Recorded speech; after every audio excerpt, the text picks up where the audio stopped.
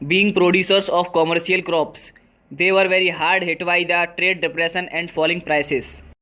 जो गांव में किसान जमींदार लोग थे वो सीजनल फार्मिंग करते थे, हर मौसम की फसल करते थे, पर व्यापार में मंदी आने के कारण और फसलों की गिरती कीमतों के कारण वे परेशान थे. As their cash income disappeared, they found it impossible to pay the government's revenue demand. It means जब उनकी नगद इनकम ख़त्म होने लगी तो उनके लिए सरकारी लगान चुकाना, रेवेन्यू चुकाना भारी पड़ने लगा. ज़मीन का टैक्स चुकाना उनके लिए लगभग नामुमकिन सा हो गया. And the refusal of the government to reduce the revenue demand led to widespread resentment. और जो गवर्नमेंट थी वो सरकारी लगान कम करने के लिए तैयार नहीं थी. इससे चारों तरफ अनसेटिस्फाइड, असंतोष सा माहौल पैदा हो गया. These rich peasants became enthusiastic supporters of the civil disobedience movement, organizing their communities and at times forcing reluctant members to participate in the boycott programs.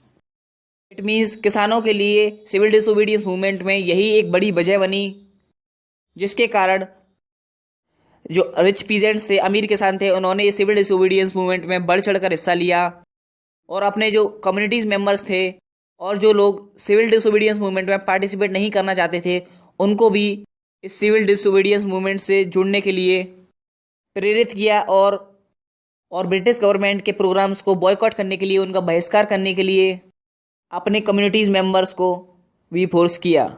For them the fight for Swaraj was a struggle against high revenues.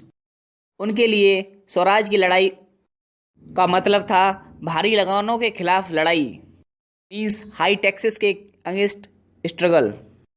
But they were deeply disappointed when the movement was called off in 1931 without the revenue rates being revised. लेकिन जब 1931 में लगानों के घटे बिना आंदोलन को वापस ले लिया गया तो वो डिसअपॉइंट हो गए, निराश हो गए.